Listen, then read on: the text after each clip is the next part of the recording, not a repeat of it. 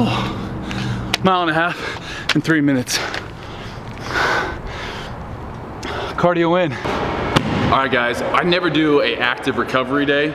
We're always talking about, hey, what you're gonna be doing in the gym for, you know, your chest, back, legs. Today, this is something you wanna do in the gym when you're sore, you're tired, you've had a great week, you still wanna come to the gym, but you don't know what you wanna do. This is active recovery day. So we're gonna be talking about opening up the hips, opening up the shoulders. Jake's gonna be kind of leading this. He's great when it comes to, I'm so immobile. So we ran here, obviously we're sweating. We're gonna go through this little core circuit. It's gonna really open up everything, get that soreness out, because let's be honest, all week long we're shortening. So we're gonna go through some things to try to open up and elongate some stuff. We're gonna be getting the barbell here, and what Jake's doing, obviously he's just targeting that quad. With the barbell, you're able to you're able to isolate things, and you really be able to get deeper, go deep. So he's just smashing the quad. He's gonna then work his way up to the hip. We're also gonna be doing some calf stuff too.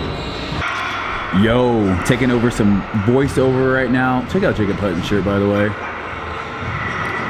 Obviously, barbell stuff working a little bit better than an actual foam roller would. All right, we're rolling out an area or smashing an area, and then after we roll it out or smash it, we stretch it. So we kind of relax those muscle adhesions, all that overlap there, try to elongate things, and then we're gonna stretch things out afterwards.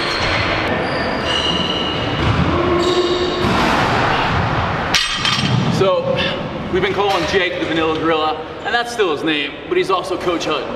Coach Hutton. I listen to him for pretty much everything. You guys should too.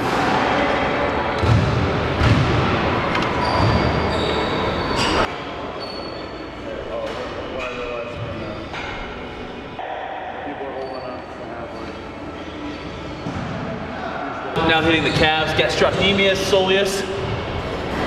I think it was from all that running I did when we tried to burn 10,000 calories. I honestly want to punch babies right now. Babies of all kinds. Giraffe babies, human babies, gorilla babies. Ow! This will make you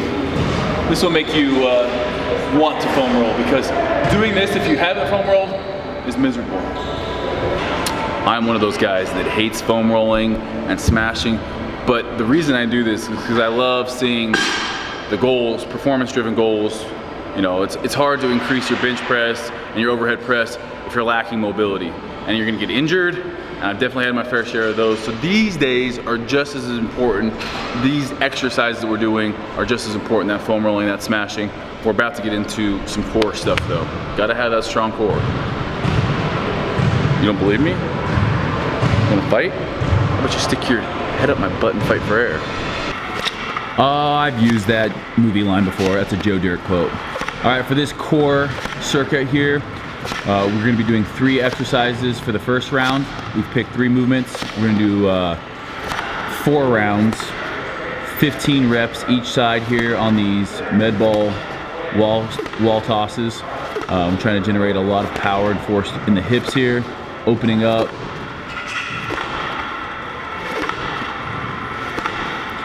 That's an easy 100-pound ball, just so you guys know. Next up, we have a side plank elbow rotation here. I wish I would have slowed these down a little bit. V-ups, standard V-up here. At this point, you're just gassed because we're not resting at all between movements. You can see here, Jake's keeping that med ball nice and close to his body and just really using the core to turn.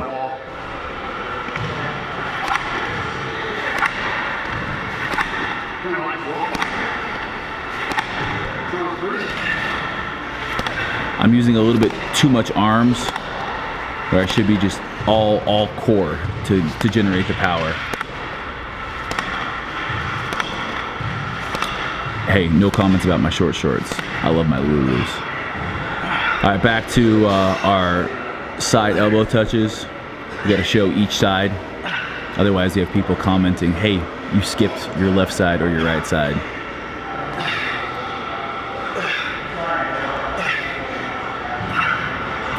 Today we're mixing all sorts of different movements for the core.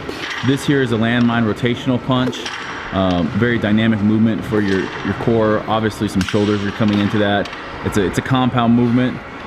Straight into planks on the elbow, walking the hands up and then back down. We have 20 reps here. We had 8 to 10 reps on the landmine rotational punch. Straight into a Swiss ball crunch. Jake's really going, he stretches it all the way out and comes all the way up. When I do these, I do more of a crunch. Even though I don't have my polar watch on, when we were doing that 10,000 calorie burn, our weight session actually burned the most calories in an hour. It's because we were constantly moving, lifting heavy weights with minimal rest time. Using something like a barbell, a dumbbell, jumping plyometrics, and keeping that going keeps the heart rate super elevated. So all you people thinking the easiest way to get lean is just to go for a run and walk on a treadmill, I encourage you to lift, to do some resistance training.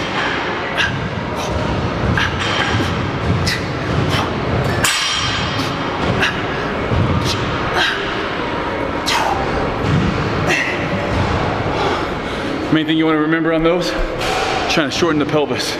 So it's a crunch instead of a sit-up. Trying to pretend it's an accordion, keeping the abs, trying to keep the belly button to touch that pelvis bone.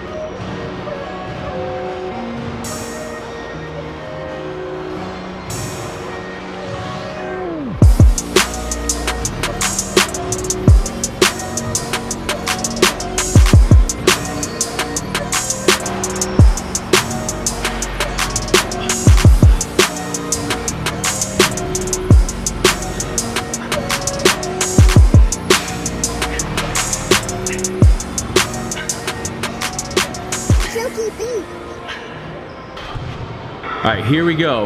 We have walking overhead lunges. Yeah, Jake did not forget to put a 10 on the other side. We're doing these to cause an instability. Good. If you notice Jake's form on this, it's perfect. That's why we listen to him on things. Elbows right between the ears. His lower back, nice and vertical. Hips, he's not too forward or too back. Like he's wearing a belt buckle and that belt buckle shooting straight ahead. And then you see his knee bend right about 90 degrees. Yeah, you know I'm from Idaho when I refer to things with a belt buckle. All right, I should show you guys here. We're causing an instability for the core to engage here. One side is going to be obviously heavier than the other side.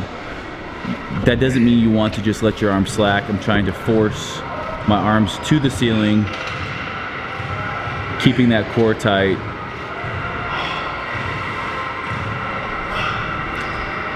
$10 pounds is all you need on this bar to make a difference from side to side. All right, here we have ball slams. I go left, right, in the middle there, and I try to do 10 rounds total of these. And the key here is just trying to engage that core when we're slamming that ball. Next up, we have a Swiss ball reverse rollout. So we're obviously using the stabilizing muscles in the abs. And then we're back into our overhead walking lunge.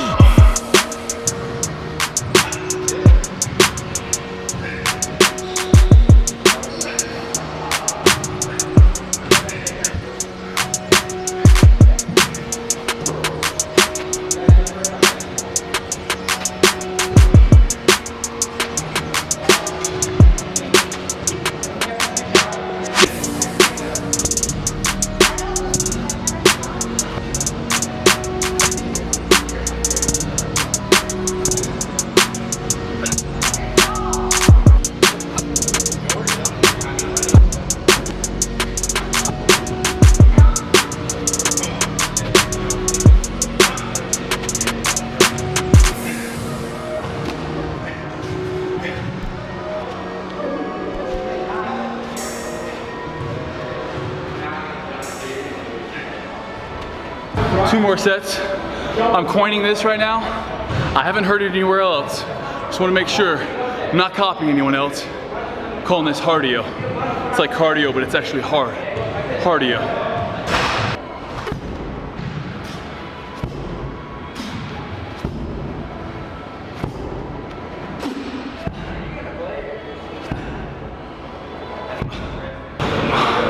Feels so good to be done with cardio.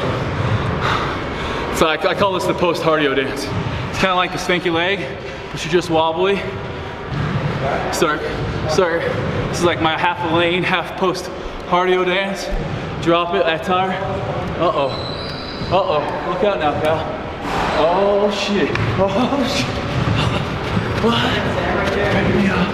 Show me what you got. Oh, good. Post-cardio. The reason we're doing all this, obviously we're hitting our core, but before that, we want to be mobile. It's no good to be huge, buff, athletic if you are not mobile. It's going to make you a lot more injury prone. I want you guys to continue to work mobility until you're as big as Jake and as mobile as Jake. Bro, he's doing the splits at 240 pounds. Hey, I can't hear you clapping. Round of applause. Golf clap. Put it in the comments how much we love Jake. All right, guys, make sure you subscribe, hit that like button, have a friend join. It's much funner with a friend.